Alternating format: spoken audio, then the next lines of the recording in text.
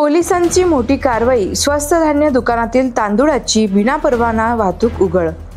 पारस तालुका बाळापूर येथील स्वस्त धान्य दुकानातील तांदळाचे कट्टे भरलेली एक विना नंबर प्लेट पिकअप वाहन शेगावकडे जात असल्याची गोपनीय माहिती बाळापूर पोलिसांना मिळाली. मिळालेल्या माहितीच्या आधारे पोलिसांनी तत्काळ सापळा रचून सदर वाहन पकडले आणि पिकअपसह तांदळाचे कट्टे बाळापूर पोलीस ठाण्यात जमा केले आहेत. सध्या या प्रकरणाची चौकशी सुरू असून पुढील कायदेशीर कारवाई पोलिसांकडून सुरू आहे.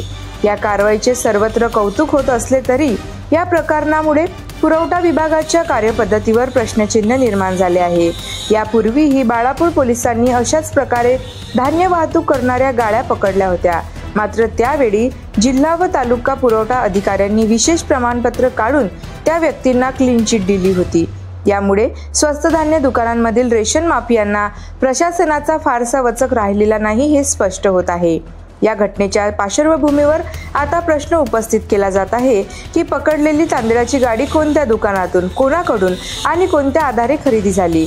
या संदर्भातील बिले, परवानग्या तसेच खरेदी विक्री केंद्र अथवा तहसील कार्यालयाची मंजुरी आहे का याची सखोल चौकशी होणे आवश्यक आहे. सध्या संपूर्ण बाळापूर तालुक्याचे लक्ष या प्रकरणाकडे लागले असून पुरवठा विभाग शासन नियमानुसार कठोर कारवाई करतो की पुन्हा एकदा संबंधितांना क्लीन चिट देतो हे पाहणे महत्त्वाचे ठरणार आहे.